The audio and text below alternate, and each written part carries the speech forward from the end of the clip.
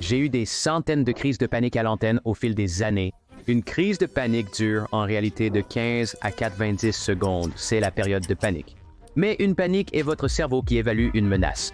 La définition d'une crise de panique est votre cerveau qui enregistre une menace et dit à votre corps qu'il est en danger. Votre cœur s'emballe, votre respiration s'alourdit, mais parfois, votre plus grande faiblesse se transforme en force. 40% de tous les patients qui se présentent dans les services d'urgence de notre pays se plaignent d'insuffisance cardiaque, d'infarctus du myocarde.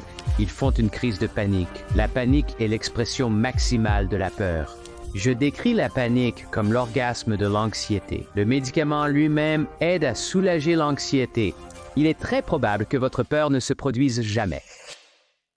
Bienvenue à Success Story, je suis Scott D. Clary, votre hôte. Ce podcast fait partie du réseau HubSpot. Des nouvelles très excitantes. La conférence Inbound de HubSpot est de retour, ce qui signifie que vous devez libérer vos agendas, marquer vos calendriers, prendre une babysitter, 3 jours bien remplis du 18 septembre au 20e en direct de Boston. Vous allez entendre des récits inspirants, des interviews franches sur les hauts et les bas de figures incroyablement notables, des propriétaires d'entreprises, des politiciens. Vous allez apprendre des entrepreneurs à succès comme Ryan Reynolds et Serena Williams sur comment ils se sont réinventés eux-mêmes et leurs entreprises pour atteindre un succès massif. Ils acquerront des perspectives précieuses de leaders de l'industrie et de visionnaires sur des stratégies efficaces pour leur croissance personnelle et professionnelle. Il y a bien plus encore. En plus, je parle à nouveau. C'est mon 3e Inbound. Je ferai donc un segment. Pour écouter Ryan Reynolds, Serena Williams ou moi-même, rendez-vous sur inbound.com. Allez voir la programmation et prenez vos billets aujourd'hui. Je vous verrai à Boston.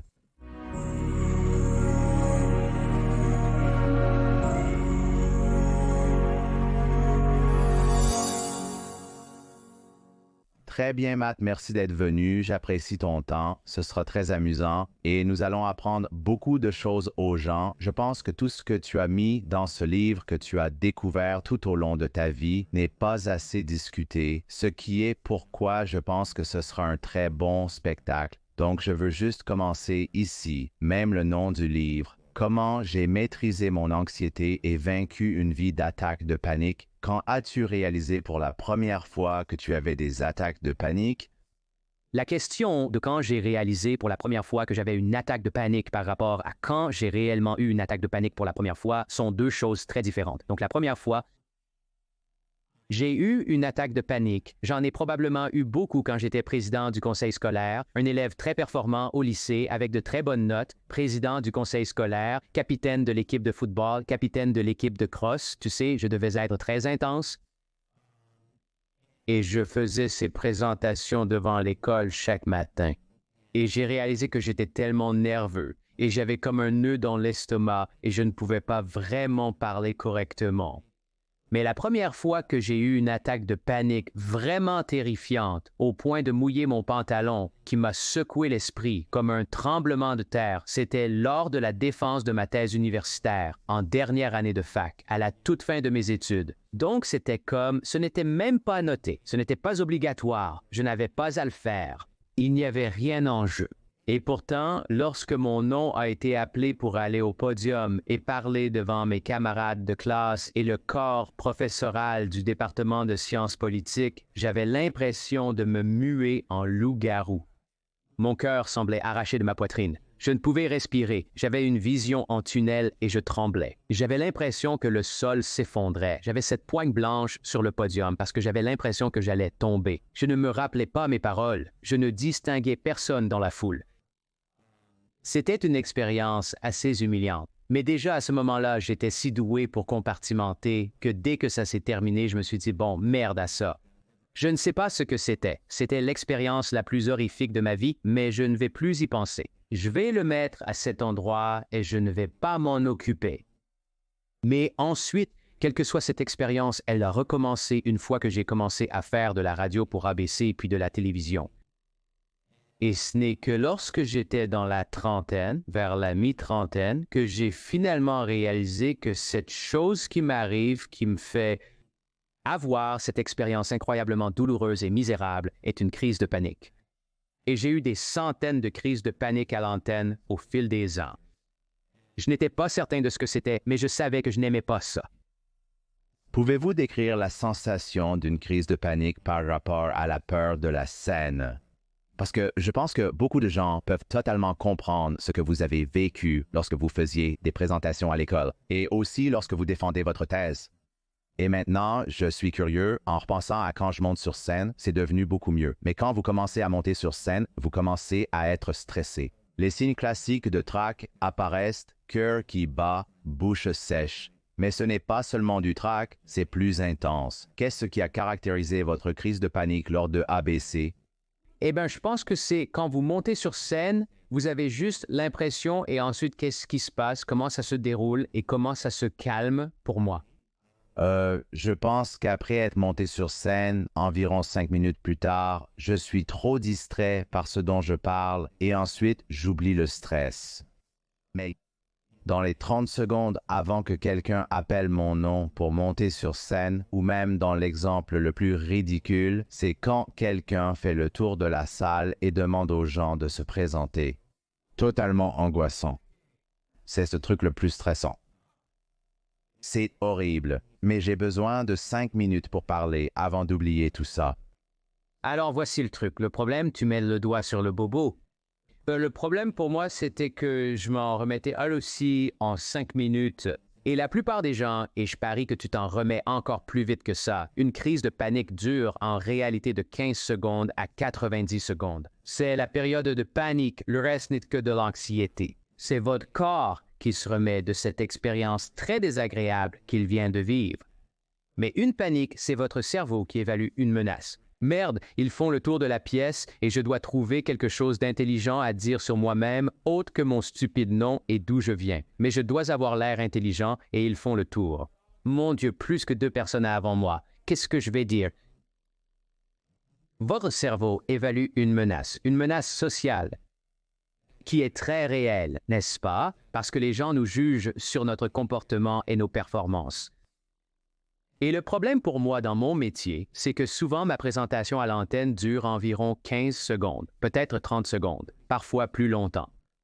Donc, je suis comme existant dans ce coup de panique totale pendant tout le temps que je suis à l'antenne. Je ne savais rien de tout cela à l'époque, mais c'est ce que je vivais tout le temps. Et plus la performance à l'antenne était longue, si je devais parler pendant 1 minute ou 3 minutes, plus cela serait facile pour 2 raisons. Votre panique est déjà apaisée. L'adrénaline a traversé votre système. Vous avez dépassé le stade de la panique réelle.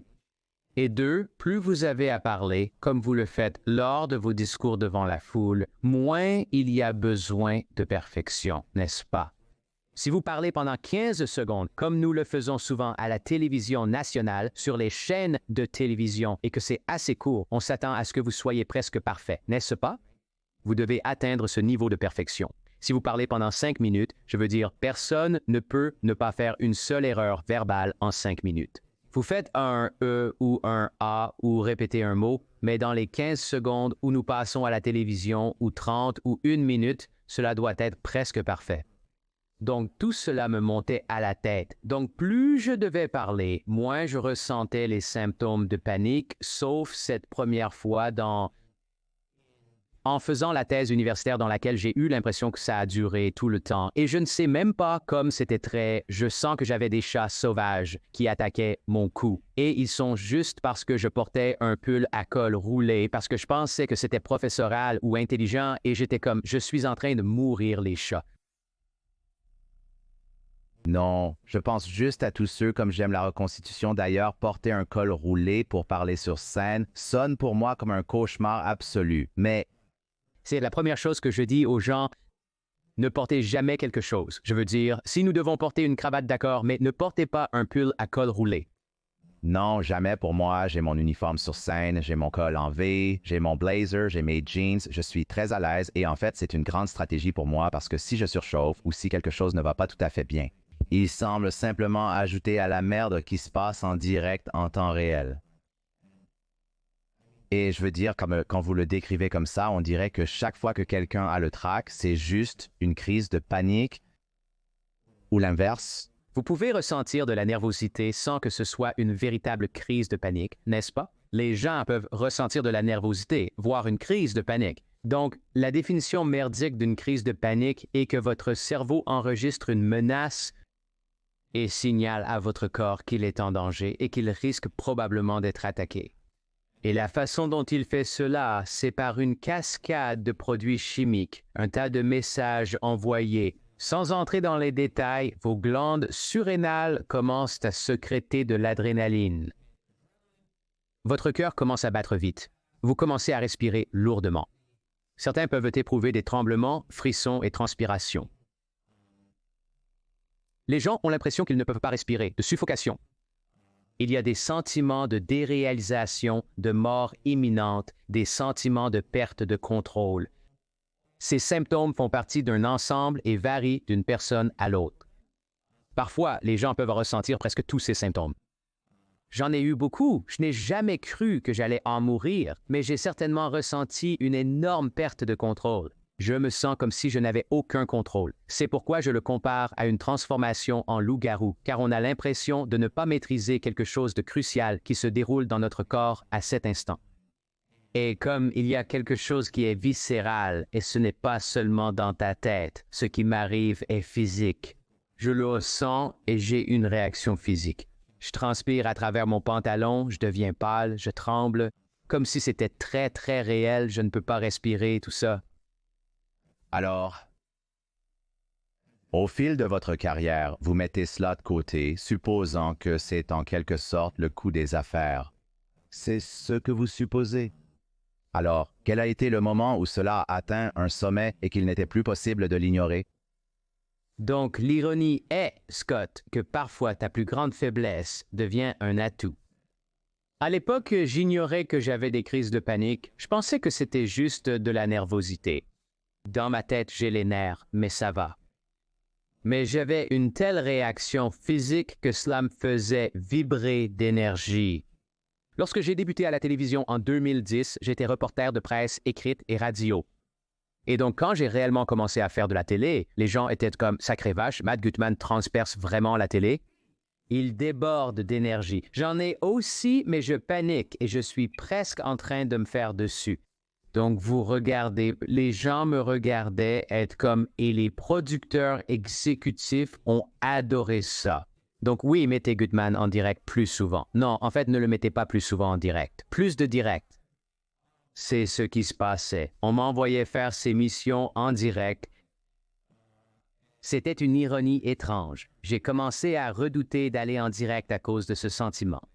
D'un autre côté, c'était en quelque sorte le secret de mon succès, car j'ai vraiment tout donné. Donc c'est cette drôle de combinaison pour moi.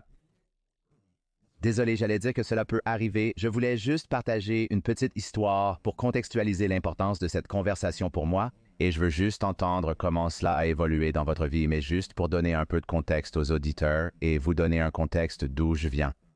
Donc, j'en ai effectivement eu une il y a environ 1 an et j'ai toujours eu ce trac, mais c'était dans un supermarché, donc ce n'était pas devant un public. Et je vais vous dire exactement ce qui s'est passé. Je me promène à travers Publix. C'est une chaîne de supermarchés en Floride du Sud. Oui, une chaîne de supermarchés en Floride du Sud. Je n'avais pas beaucoup mangé ce jour-là. Et sur un coup de tête, et je vais à la machine à pression sanguine. Je réalise que cela fait longtemps que je n'ai pas contrôlé ma tension artérielle en allant chez le médecin. Je mets mon bras dans le tensiomètre pour vérifier ma tension artérielle. Et je suis un grand gars. J'ai l'habitude de faire du sport. J'essaie toujours d'être en bonne santé, mais je suis toujours comme, je veux surveiller mon alimentation. Je veux m'assurer que je ne mange pas de la malbouffe. Et je regarde ma tension artérielle et je ne me souviens pas si c'est bon ou pas. Alors je commence à chercher sur mon téléphone, est-ce une tension artérielle saine? Le premier résultat Google indique que c'est un peu élevé. Et alors que je m'éloigne de la machine à tension, je commence à sentir mon cœur s'accélérer. Je commence à sentir que je transpire froidement. J'ai l'impression d'avoir envoyé un message à ma petite amie. J'ai dit que je me pensais faire une crise cardiaque. Je manifeste toutes ces conneries dans ma tête et je ne pouvais pas. Je ne pouvais pas continuer à faire les courses. Je ne pouvais rien faire. J'ai dû m'asseoir à l'avant et faire venir un ami me chercher car je pensais faire une crise cardiaque. Et tout s'est complètement manifesté dans ma tête et ensuite j'ai vraiment conduit aux urgences. J'ai fait tous les examens électrocardiogrammes et évidemment rien. Rien du tout, rien dans votre sang, aucun signe de quelque chose qui ne va pas. Mais mec, c'était tellement réel, c'était comme si c'était le pire sentiment que j'ai jamais ressenti dans ma vie et ça ressemblait à une crise cardiaque, mais c'était mon expérience qui m'a fait réaliser que ces choses ne sont pas à prendre à la légère. Ce ne sont pas juste des nerfs. Donc oui, vous savez, il y a une raison pour laquelle les gens, tout d'abord, je suis désolé que vous ayez vécu cela parce que c'est terrifiant et c'est misérable. Et ensuite, vous ressentez de la honte à ce sujet après, n'est-ce pas? Les gens se sentent embarrassés. J'aurais dû savoir que ce n'était pas une crise cardiaque, bla bla bla. Mais je veux dire, une des choses que donc, quand et nous arriverons à votre question précédente, mais une des raisons pour lesquelles j'ai écrit ce livre n'est pas parce que je voulais écrire un livre au début. Je voulais me réparer car j'ai vécu des épisodes similaires aux vôtres. Je pensais être brisé. Quelque chose se cache derrière tout ça. J'ignore ce que c'est, mais je suis brisé et j'ai besoin de le réparer. Si je ne le répare pas, je vais mourir. Ce n'est pas viable. Je suis malheureux et je déteste mon travail, ce qui fait de moi un être humain mécontent. Ce n'est pas comme ça que je veux vivre. Je voulais me réparer. J'apprécie tout le monde, mais je n'envisageais pas d'aider les autres en écrivant un livre. Environ 1 an plus tard, j'ai commencé les recherches. J'ai fait des recherches pendant plus d'1 an. Quand je me suis tellement plongé dans la recherche que j'ai réalisé que je n'étais pas seul, que 40% de tous les patients qui se présentent dans les urgences de notre nation, se plaignant d'insuffisance cardiaque, d'infarctus, appelez-le comme vous voulez, ils font une crise de panique. 58%, presque 2/3, ont soit une sorte de crise de panique, soit des symptômes liés à l'anxiété. Cela vous donne donc une idée de l'ampleur de l'épidémie. Les gens confondent une crise cardiaque avec une crise de panique. En fait, c'est dans l'introduction du livre. J'ai parlé à cette opératrice du 911 que je connais depuis des années et elle a été opératrice du 911 pendant 17 ans. Vous entendez beaucoup de crises cardiaques, vous entendez aussi beaucoup de crises de panique. Malgré le fait d'être si bonne dans son travail, elle ne pouvait pas faire la différence entre quelqu'un qui avait une véritable crise cardiaque et quelqu'un qui avait une crise de panique parce que les symptômes se ressemblent tellement. Tremblement, transpiration, cette pression dans votre poitrine, l'incapacité à respirer. C'est exactement ce qu'est une crise cardiaque. Nous y arriverons plus tard, pour une raison précise. Ce que le fondateur de la psychologie évolutionniste, Randy Nesse, m'a dit, c'est que votre corps veut qu'une crise de panique soit mémorable. Il veut que vous souffriez parce qu'il veut que ce soit mémorable, parce qu'il ne veut pas que vous répétiez le comportement qui vous a mis dans cette situation. Et il y a de grandes raisons sociales à cela. Mais en gros, une crise de panique est votre corps qui tire l'alarme incendie, une fausse alarme, n'est-ce pas? Il dit « Bonjour, je veux que vous prêtiez une grande attention maintenant, vous vivez une expérience marquante. »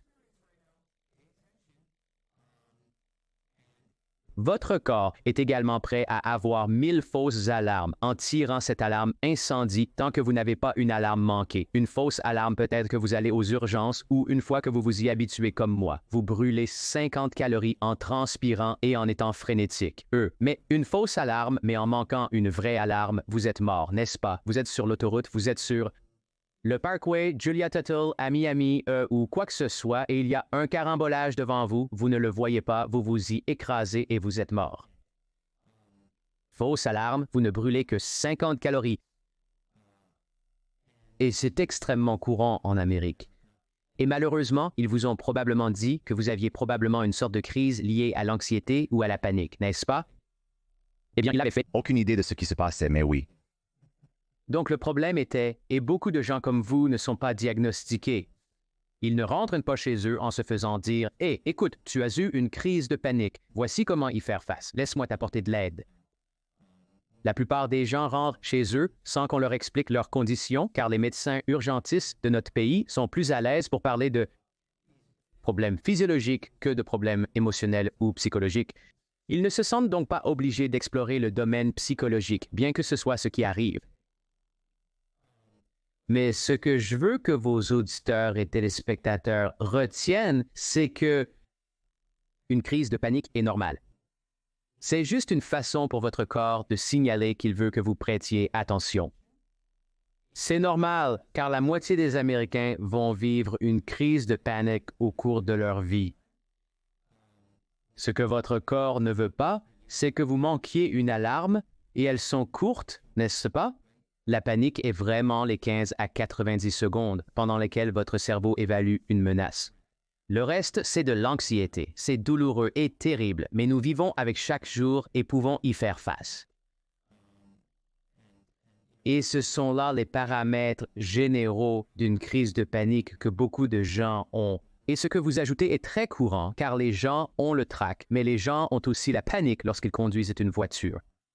Je ne peux pas vous dire combien de personnes ressentent de la panique en parlant à une caissière dans un supermarché. C'est comme une grosse affaire pour une raison. Beaucoup de gens ont ces interactions et ne peuvent pas faire face à les avions. Juste dans la vie de tous les jours, c'est massivement Comme un désolé. Réponse longue. Non, non, c'est une bonne réponse parce que j'essayais toujours de comprendre ce que c'était et c'était moi qui compliquais et me préoccupais trop de ma propre santé et qui faisais toutes ces choses comme je suis un mec en bonne santé. J'ai 33 ans. Il n'y a aucune raison pour qu'une personne de 33 ans qui fait du sport ait une crise cardiaque, mais pour moi, c'était juste dans ce moment-là, j'ai juste laissé ma tête, juste mon esprit, juste courir droit. Et puis tout à coup, c'était le résultat de ça. Et vous savez, nous devons aussi prêter attention aux facteurs environnementaux. Vous n'avez pas mangé ce matin, comme vous l'avez mentionné, c'est probablement Miami, donc il fait chaud comme l'enfer et humide. Mais c'était l'un des jours les plus chauds et je pense que j'ai bu la veille aussi, donc j'étais un peu gueule de bois. Je n'avais pas mangé, il faisait super chaud. Faites un contrôle de la tension artérielle. C'était juste comme, je me sentais déjà mal en y allant. Tous ces facteurs peuvent déclencher une crise de panique de ce type. Et il y a tellement de personnes comme vous qui sont allées au même service des urgences à Miami pour la même chose. Avec la gueule de bois, il fait chaud dehors, quelque chose les effraie, leur cerveau s'emballe, leur dit qu'ils sont menacés, qu'ils vont mourir, ils pensent y faire une crise cardiaque. C'est une crise de panique. C'est extrêmement courant en Amérique. Mais ce que le livre espère faire, c'est de créer une plus grande prise de conscience afin que les gens n'aient pas à se rendre aux urgences, afin qu'ils puissent comprendre que sur le moment, c'est douloureux, mais je ne fais pas une crise cardiaque. Je fais une crise de panique à cause de XX. Ezel. Alors revenons à la question que j'ai posée auparavant. Je vous ai interrompu, c'était ma faute, mais je voulais raconter cette histoire pour que vous compreniez que j'ai dû faire face à cette merde pas amusante. En tant que Canadien, j'ai réalisé qu'on ne peut pas faire des visites illimitées aux urgences. Impossible au Canada. Bienvenue en Amérique, mon ami. Pas de service de santé national. Ça coûte cher. Alors, quand est-ce que cela est devenu un problème majeur pour vous? Vous avez eu ces micro-attaques et compris que cela se produisait. Mais il y a eu un moment où tout a atteint son apogée et vous vous êtes dit que vous deviez résoudre ce problème. Je dois me ressaisir. Je dois prendre ça et l'affronter de front. Ouais. C'était un dimanche, le 26 janvier 2020, et je préparais des crêpes pour les enfants. Après environ 30 jours de voyage sur la route, presque jamais à la maison, j'étais ravi d'y être enfin quand j'ai reçu un appel. Mon patron dit « Écoute, nous pensons qu'un hélicoptère transportant Kobe Bryant et peut-être certains membres de sa famille vient de s'écraser à Calabasas en Californie, et c'est à environ 10 miles de là où je vis. Et c'est une histoire massive. Kobe Bryant, l'un des plus grands joueurs de basketball de tous les temps, saint patron de Los Angeles, énormément philanthrope, adoré ici. Son hélicoptère s'est écrasé. Il l'utilisait pour éviter le trafic à Los Angeles. J'ai regardé dehors et c'était vraiment couvert, un plafond bas de nuages. Ce n'était pas une bonne journée pour piloter un hélicoptère. Je me dis « Ah, c'est mauvais ». En quelques minutes, je suis en route vers la scène dans ma voiture. Nous faisons notre premier rapport spécial et...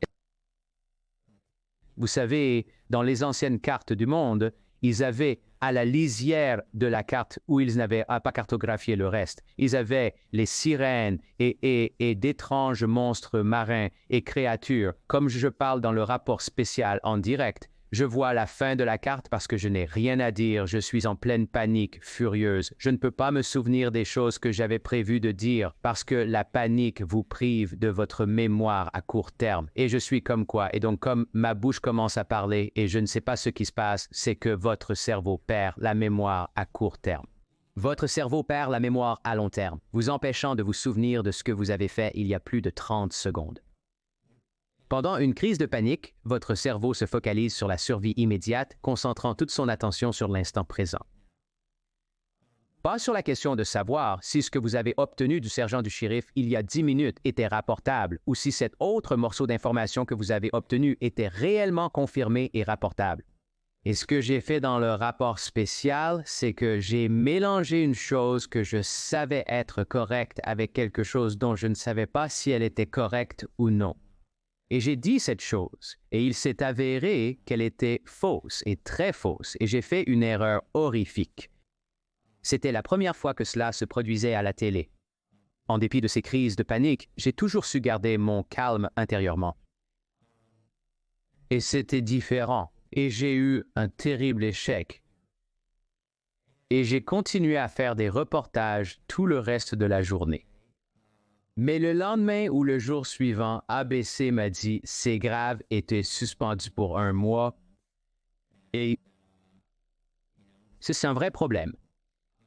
Et je me sentais évidemment coupable parce que mon père a été tué dans un accident d'avion quand il avait à peu près le même âge que Kobe et j'avais le même âge que Gianna, la fille de Kobe qui est morte avec lui dans l'hélicoptère. Et donc, il y avait cette parodie folle entre ces deux événements qui s'étaient produits. Et évidemment, c'était dans ma tête alors que je commençais à le rapporter. Mais ce n'est de la faute de personne sauf la mienne.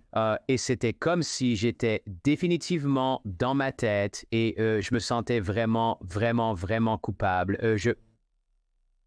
J'ai vu que tu as aussi posté sur Twitter comme tu as posté les excuses juste en venant à bout du fait que tu as gâché cette déclaration, mais ABC ne l'a pas vraiment pris à la légère. Je ne pense pas que beaucoup de gens l'aient pris à la légère, mais tu t'es évidemment remis de ça avec le recul de 2020 et tu te rends compte que cela va potentiellement impacter négativement ta carrière.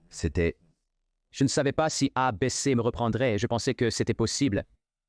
Il s'est passé quelque chose, Scott. D'abord, je n'étais pas sûr que ABC me reprendrait. Je pensais qu'il le ferait. Certains estimaient que ABC avait réagi de manière excessive, mais je pense que c'est sans importance. La plus grande question qui se posait en moi était comme « D'accord, je ne suis pas heureux de faire mon travail parce que j'ai constamment peur d'avoir une crise de panique. J'étais si misérable. Dois-je poursuivre ce travail? » Et ma plus grande peur tout au long de ces crises de panique dont je n'avais jamais parlé à personne parce que c'était mon secret profond et sombre, n'est-ce pas? Comme, eh bien, je ne peux dire à personne à ce sujet parce que je serai licencié ou ils penseront « Mon Dieu, Matt Gutman est un correspondant national en chef vulnérable à ABC à une vulnérabilité. » Pas possible. N'est-ce pas? Il s'interroge sur le risque que vous représentez et ce que vous pourriez dire à l'antenne si vous traversez une mauvaise passe. C'est ce qui les préoccupe. C'était ma crainte et c'est arrivé. C'était comme une des choses qu'ils vous enseignent en thérapie comportementale cognitive, qui est l'une des références en matière de traitement du trouble panique, c'est que votre peur n'arrivera très probablement jamais, n'est-ce pas? Ceux qui ont peur de voler, il est extrêmement improbable de mourir dans un accident d'avion. Vous avez beaucoup plus de risques de mourir de centaines d'autres causes. Mais j'ai en fait vécu ma pire crainte lors d'une crise de panique, qui était de perdre le contrôle et de dire la mauvaise chose.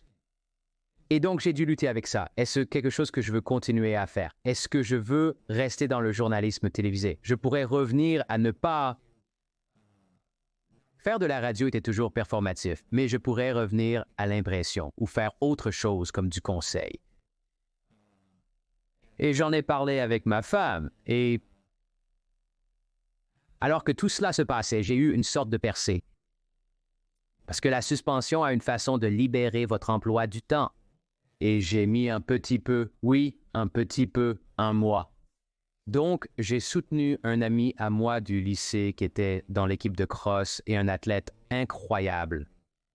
Et il est maintenant devenu instructeur de yoga et professeur de respiration. Et c'est début 2020, non? C'est avant la pandémie. Ce n'était pas une grande chose à l'époque. Les gens parlaient de Wim Hof. Mais il faisait cette chose appelée travail de respiration. Il est comme, mec, ça a changé ma vie. Tu dois l'essayer. Je suis comme, d'accord, j'essaierai le travail de respiration. Et je pensais que c'était comme la méditation ou quelque chose. Je ne savais pas ce que c'était. Alors je vais dans cette classe avec ce gars. C'est une matinée ensoleillée et fraîche en Californie en janvier ou peut-être début février. Et il est genre, d'accord, voici ce que vous devez faire. Et il nous guide à travers, et c'est du travail de respiration holotropique. C'est 2 inspirations, une par le ventre et une par la poitrine. Une grande expiration.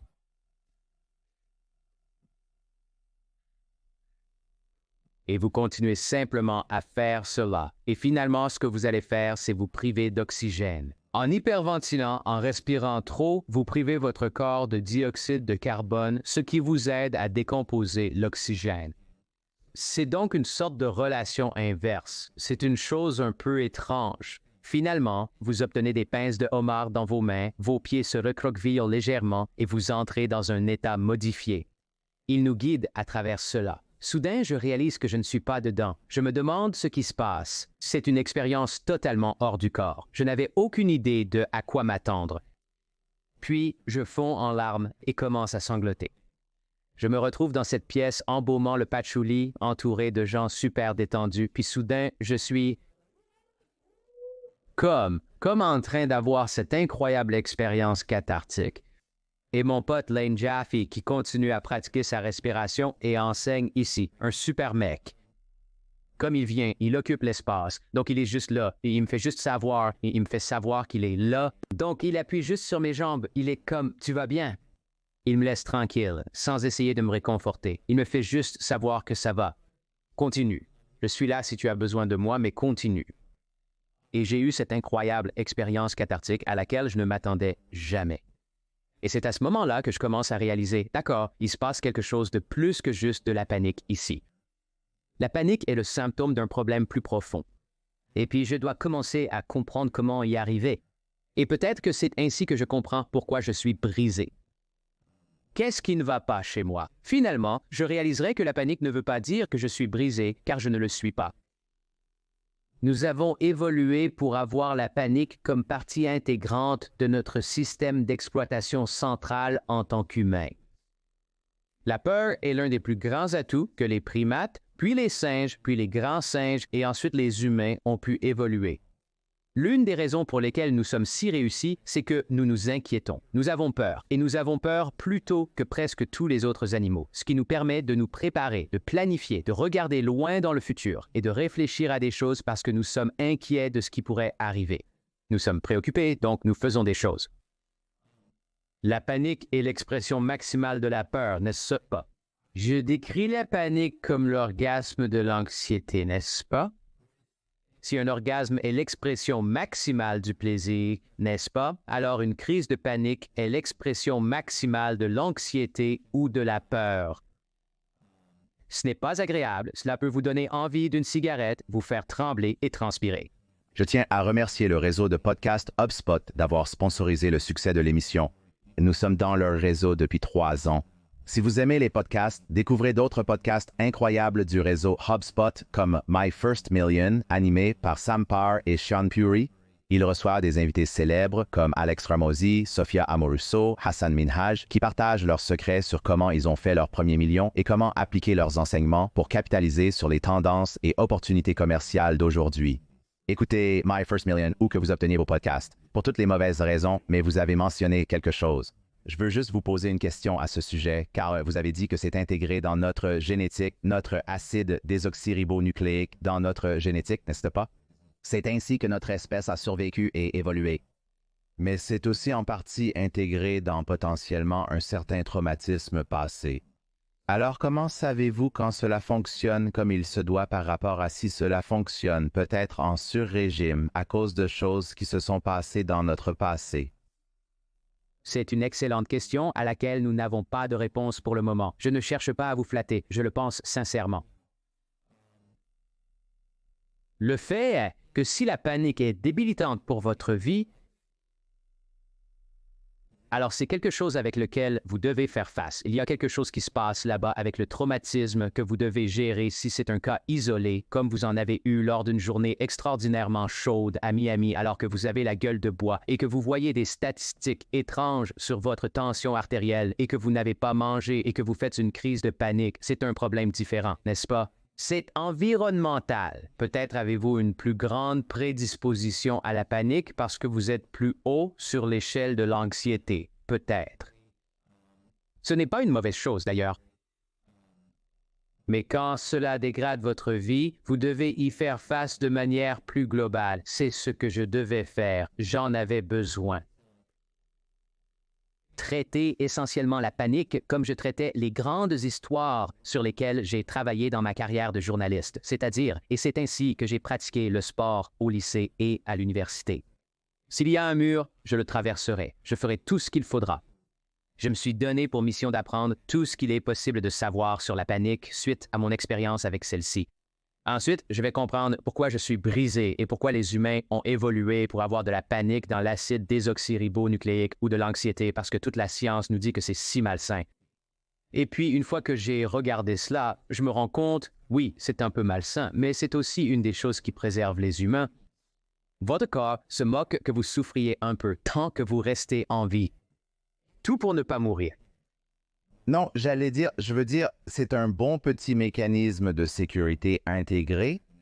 Je ne vais pas me plaindre de ça, mais je voulais juste demander, quand vous regardez le moment de votre vie où vous avez réalisé que c'était un problème majeur, vous faites un peu de respiration et vous retournez au travail, vous continuez à faire des reportages, vous n'avez pas changé de carrière. La solution était le travail de respiration, la thérapie était une solution, la prise de conscience était une solution. Toutes ces choses combinées avec le fait de faire la chose qui vous donne de l'anxiété encore 200 fois en étant conscient du fait que ce sentiment va effectivement surgir, mais en travaillant à travers lui de toute façon avec un peu plus d'un objectif éduqué. Comment avez-vous évolué à partir de ce point? Quand je suis retourné au travail, je n'avais certainement pas évolué. On m'a présenté, j'aurais pu rester dehors, mais je suis le seul soutien de famille, n'est-ce pas? Impossible de démissionner. Je devais trouver une échappatoire. Et dans ma tête, je me disais, d'accord, prends tout tranquillement. Ne le prends pas trop au sérieux. Le travail de respiration a aidé à ouvrir un peu mon esprit. Et à soulager une partie de la pression qui s'était accumulée juste émotionnellement. Alors, je l'ai fait quelques fois avec Lane et j'ai eu, quelques très bonnes expériences. Pendant ma suspension, je suis aussi allé en Alaska. J'ai eu une expérience de mort imminente. Et puis, j'ai commencé à aimer. Je me suis perdu près de Denali. Dans la neige et en février en Alaska, ce n'est généralement pas une bonne chose à faire car il commence à faire sombre. Mais j'ai eu une montée d'adrénaline qui est essentiellement votre réponse au stress, qui est essentiellement la même chose qu'une crise de panique. Mais c'était pour la vraie raison pour laquelle vous devriez paniquer. C'est-à-dire que votre corps se dit « Putain, Matt, tu es seul à Denali. Il est 3 heures de l'après-midi. Il commence à faire sombre. Tu n'as pas de nourriture. » Coincé dans une congère plus haute que toi avec peu d'eau, la situation est désespérée. Me voilà, je suis foutu. Regarde comment je me sens. C'est exactement ça, une crise de panique. D'accord, bien, c'est mon corps qui fonctionne comme il le devrait pendant la réponse au stress. En fait, cela a déclenché quelque chose dans mon cerveau qui m'a permis de trouver une nouvelle façon de sortir de cette neige très profonde dans laquelle j'étais bloqué. C'était comme des sables mouvants de neige poudreuse. Je ne pouvais pas monter dessus. J'étais en train de me noyer dedans. Donc, avant même d'avoir vu des lièvres à raquettes, j'ai décidé de me transformer en l'un d'eux. Alors, je me suis débattu jusqu'à cette épicéa et je m'excuse auprès de l'arbre, mais je commence à casser des branches et je les mets dans mes vêtements, dans ma veste, dans mes mains, dans mes pieds et un peu partout. Et je suis essentiellement comme un ange des neiges pour sortir de la neige profonde. Et c'est ainsi que j'ai réussi à m'en sortir. Et parce que lors d'une crise de panique, votre système Global Positioning System interne reste fonctionnel. J'étais descendu de la montagne d'une manière très différente de celle par laquelle j'étais monté hors du sentier parce que je me disais « Hey, je vais me laisser prendre par le sentier battu du Denali quand je le parcours seul en plein hiver. » C'était stupide. Mais en tout cas, votre système Global Positioning System interne Ce produit est très efficace pour gérer le stress. Il m'a complètement aidé à prendre la bonne direction. Je n'avais pas de sentier, et comme par magie, 1 heure plus tard, j'ai réussi à traverser le sentier et je suis revenu sur le sentier. Comme tout ce qui se passe dans une panique, dans une réponse au stress, a fonctionné comme il se doit. Je me dis, d'accord, donc j'ai évidemment eu une réponse au stress et cela a joué en ma faveur. J'ai eu des réactions de stress et de panique qui ne m'ont pas aidé. Une partie de cela est compréhensible. Laissez-moi comprendre comment gérer la partie qui ne fonctionne pas pour moi. Oui, j'ai dû retourner travailler car j'avais besoin du salaire, pour être honnête. Mais le voyage de comprendre la panique et d'arriver à la fin de la panique, je ne sais pas si c'est... Je ne peux pas garantir que je n'aurai plus jamais de crise de panique, mais je vais beaucoup mieux qu'avant. Cela a pris des années. Cela a pris 3 ans et demi de maintenance et de travail et beaucoup de psychédéliques et de thérapie. Et j'ai essayé tous les produits pharmaceutiques que vous pouvez imaginer. Médicaments pour le trouble déficit de l'attention avec hyperactivité et les benzodiazépines et les antidépresseurs et les médicaments antiépileptiques, tout. Et ça n'a pas fonctionné. Ce qui a le mieux fonctionné pour moi, c'est d'apprendre que je vais bien sur le plan évolutif. C'est une partie de l'acide désoxyribonucléique humain. Donc je ne suis pas foutu, que je suis comme un humain est, que je ne suis pas totalement brisé et apprendre cela comme un moyen de exprimer les sentiments que j'ai gardés en moi pendant si longtemps en sortant de mon état d'esprit correct avec des états modifiés. Parce que dans mon bon sens, j'étais beaucoup trop contrôlant de mes émotions. Mais lorsque vous êtes dans un état modifié, vous n'avez aucun contrôle, que ce soit par le travail de respiration ou l'ayahuasca. Vous perdez le contrôle, et une fois que vous perdez le contrôle, vous pouvez commencer à expectorer, à tousser, à vous débarrasser de toute cette angoisse et ce chagrin à l'intérieur ou quoi que ce soit avec quoi vous avez affaire. Et quand vous faites ce genre de travail, cela se répercute sur votre quotidien. Donc, lorsque vous faites le travail de respiration ou même les psychédéliques, lorsque vous affrontez ces démons, lorsque vous plongez, vous remarquez une diminution significative. Quand serez-vous à l'antenne la prochaine fois? Oh, vous demandez? Oui. Je demande car je n'ai aucune idée. Je n'ai pas encore fait de travail de respiration ou pris de psychédéliques.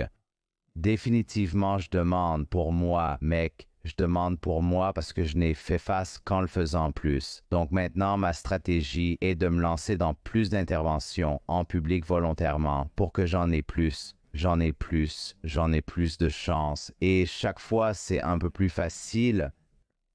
C'est amusant, non? Les gens ne comprendraient pas. Tu as peur de parler en public, mais c'est littéralement ton métier.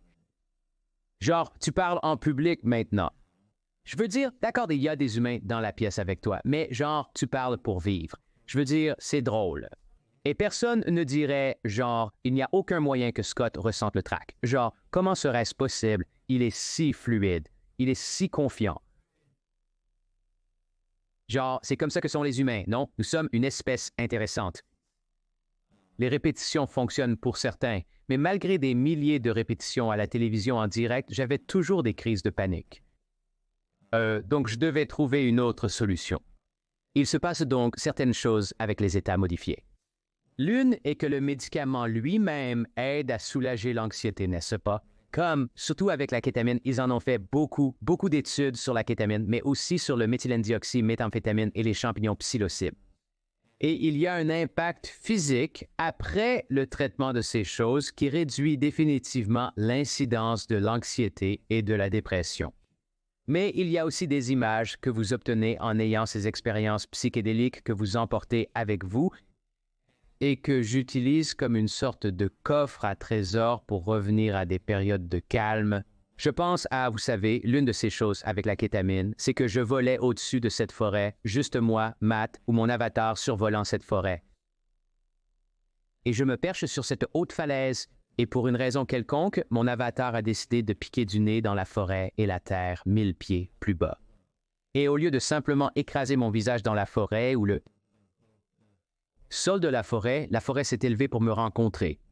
Donc, après cela, alors que je fais ce qu'on appelle l'intégration, qui consiste à réfléchir et à obtenir de l'aide d'un psychologue sur pourquoi vous avez vu ce que vous avez vu, quelles expériences vous avez vécues et comment intégrer cela dans votre vie quotidienne et en tirer un sens. Je me disais, c'est comme la confiance en chute libre de la vie. J'ai toujours peur de me décevoir moi-même ou que quelqu'un me déçoive. Je dois avoir un contrôle hyperactif. Mais regardez, la Terre s'est levée pour me rencontrer, tout ira bien. Et peut-être, bien que cela ne fonctionne pas pour tous, pour moi, cela m'a apporté un réel sentiment de paix. Je vais être pris dans la confiance de la vie. Et donc, c'est l'une des choses que je garde dans ma petite boîte à trésors d'images. Es-tu allé? Retour, et avez-vous exploré s'il y avait un traumatisme d'enfance ou quelque chose qui a simplement exacerbé ce problème plus qu'il ne l'aurait probablement dû être? Quelque chose qui s'est passé quand tu étais un enfant que tu n'as pas abordé? La mort de mon père. Mon père est mort quand j'avais 12 ans dans un accident d'avion. Et encore, même avant cela, j'étais toujours attiré par l'aventure et j'étais plutôt doué pour compartimenter les choses. Mais je ne l'ai pas fait. Je veux dire, personne. Comment un enfant de 12 ans peut-il faire son deuil? J'ai pleuré pendant quelques jours, puis ma maison a été remplie d'amis et de famille et de nourriture grasse, et j'ai mangé et joué, et j'ai essayé d'éviter la douleur, puis je suis devenu vraiment doué pour éviter la douleur. Nous faisons notre deuil tout au long de notre vie, tout comme nous guérissons tout au long de notre vie. Le bien-être demande un effort continu et soutenu. Je n'ai pas seulement fait ces expériences psychédéliques, mais je travaille sur ce truc depuis maintenant 5 ans, à peu près, ou 4, oui. Oui, malheureusement, mais c'est la nature de la chose. Vous avez également mentionné que vous avez essayé tout un tas de différentes solutions pharmacologiques pour cela. Ça n'a pas vraiment fonctionné. Y a-t-il des compléments qui réduisent l'anxiété ou même qui complètent la thérapie, les psychédéliques, le travail que vous faites? Je ne sais pas. J'ai entendu parler des bêta-bloquants, mais je n'ai jamais essayé ce genre de choses. Eh bien, les bêta-bloquants sont un médicament qui empêche essentiellement votre corps, votre cœur d'atteindre un certain rythme cardiaque, n'est-ce pas? Il n'accélérera pas excessivement votre rythme cardiaque. Donc, en respirant moins fort, vous n'aurez pas l'impression d'avoir une crise cardiaque. Et juste en éliminant ce seul symptôme de panique aide beaucoup de gens, n'est-ce pas? Ainsi, vous évitez la spirale complète des symptômes de panique. Ça n'a pas très bien fonctionné pour moi. Cela m'a rendu léthargique, tout comme le Xanax, qui est une solution de secours pour beaucoup de gens. Et aussi, je ne voulais pas prendre, vous savez, si je suis à l'antenne tous les jours, je ne veux pas prendre un Xanax tous les jours ou quelques Xanax. Combien puis-je en prendre? Vraiment, j'ai toujours. C'est un excellent médicament. Il fait des choses merveilleuses, mais je ne pouvais pas me voir dessus tous les jours. Je sentais qu'il y avait quelque chose d'essentiel en moi qui devait être traité. Et après un certain temps, la pharmacologie ne pouvait faire que jusqu'à un certain point. Mes médicaments préférés, cependant, sont les médicaments que notre corps produit endogènement. Nous entendons le mot endorphine, mais nous oublions que cela signifie morphine endogène. Une endorphine est la morphine que votre corps crée par lui-même. Faire plus de 30 minutes d'exercice agit comme un analgésique, n'est-ce pas? La sérotonine est comme la meilleure drogue pour se sentir bien. Il y a une raison pour laquelle les inhibiteurs sélectifs de la recapture de la sérotonine, les antidépresseurs, sont appelés inhibiteurs sélectifs de la recapture de la sérotonine car ils vous font essentiellement absorber la sérotonine plus rapidement. Mais la même chose peut être accomplie avec une promenade de 5 minutes ou en étant à l'extérieur au soleil. Il existe des moyens de capturer ces médicaments qui sont endogènes dans nos systèmes que nous pouvons atteindre très, très facilement en faisant quelque chose. Le vol libère de l'ocytocine, qui est l'hormone de l'attachement. C'est ce qui se passe quand une mère regarde son enfant, ou lorsque vous embrassez quelqu'un et que vous l'embrassez poitrine contre poitrine, pas comme une accolade latérale entre hommes, mais comme lorsque vous embrassez quelqu'un poitrine contre poitrine et que vous sentez vos cœurs battre l'un contre l'autre. Vous ne pouvez pas ressentir cela, mais lorsque vous avez un véritable cœur à cœur, votre corps libère de l'ocytocine, qui est cette substance chimique qui fait du bien. Donc, toutes ces façons d'y parvenir, que nous pouvons faire en étant juste un peu plus doux avec notre corps. Alors les gens n'aiment pas l'entendre, mais oui, je suis un grand défenseur de l'exercice, de la bonne alimentation et de la prise d'une promenade de 5 minutes pour se sentir mieux. Il y a toutes ces choses que j'essaie de garder dans ma routine quotidienne qui m'aident à ne pas atteindre le point où je suis susceptible d'avoir une crise de panique. Pensez si vous aviez mangé ce matin avant d'aller à Publix, ce supermarché où vous avez pris votre tension artérielle, ou si vous n'aviez pas été ivre la nuit précédente, ou si vous aviez fait plus de marches avant. Vous auriez probablement atteint le point où votre corps aurait été comme « D'accord, pas de perte. Quelque chose de vraiment mauvais se passe ici et je vais tirer l'alarme de panique, l'alarme incendie, et je vais laisser Scott savoir que quelque chose ne va pas ici et qu'il doit faire attention. » Oui, totalement. Je crois aussi que de nombreux facteurs sociétaux, surtout l'isolement après le coronavirus disease, n'ont pas aidé. Je pense que je veux dire, je ne travaille plus dans un bureau. Si je ne fais pas d'efforts pour sortir et voir des gens, je travaille dans mon studio de podcast qui fait aussi office de bureau et j'ai obscurci les fenêtres parce que je veux le même éclairage à chaque fois que j'enregistre quelque chose. Donc je veux dire, ce n'est pas un environnement sain pour s'isoler tous les jours. On ne sort jamais. Je sais que beaucoup de gens ne trouvent pas le temps pour la salle de sport et pour prendre soin de leur santé et bien-être. On peut avoir tout un débat sur pourquoi la nourriture aux États-Unis est si diablement malsaine et tous les additifs et toutes les ordures qu'on y met. Et je pense que l'état de santé aux États-Unis n'est pas bon. En dehors de la coronavirus disease, ce n'est tout simplement pas bon. Ce n'est pas, tout est presque comme si on préparait les gens pour cette tempête parfaite de surmenage, d'isolement, de mauvaise santé, physique, mentale. C'est ce que vous obtenez. La caféine me donne de l'énergie, comme à vous tous qui en buvez régulièrement. Je bois une tonne de caféine, mais j'essaie de limiter avant de passer à l'antenne. Je vais arrêter de boire de la caféine quelques heures avant de passer à l'antenne, car je ne prendrai pas de café juste avant. Ça ne marche pas toujours comme ça, mais je vais beaucoup mieux quand je ne consomme pas de caféine. Mais j'aime ça, j'aime cette drogue. Je l'aime, moi aussi je l'aime. En fait, pour moi, c'est toujours une question d'équilibre et d'autres personnes qui ont le même problème que moi lorsqu'il s'agit de passer à l'antenne, de monter sur scène ou même de participer à un podcast. Pour moi, c'est que je veux cette performance cognitive qui vient avec la caféine, mais ensuite, je ne veux pas de l'anxiété. C'est toujours l'équilibre.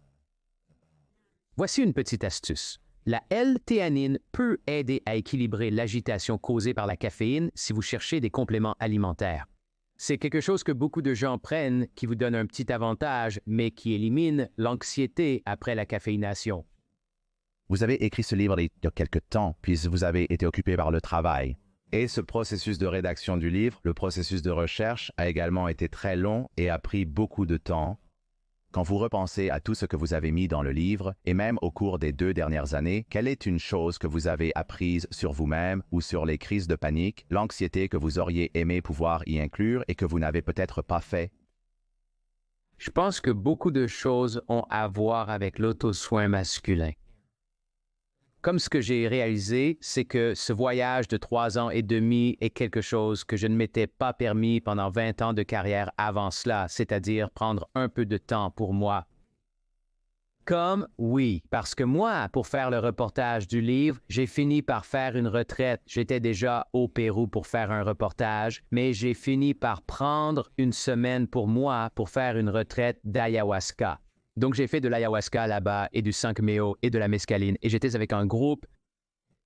C'était une tournée mixte, mais finalement, il n'y avait que des hommes.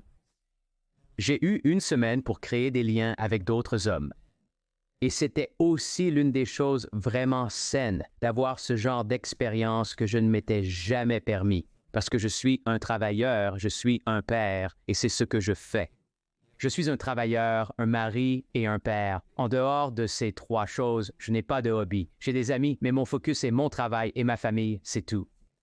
Et soudainement, je prends ces années de ma vie pour passer du temps à écrire, à passer du temps à interviewer, à aller dans ces retraites, à faire du travail de respiration, à faire de l'ayahuasca, à faire ces états modifiés.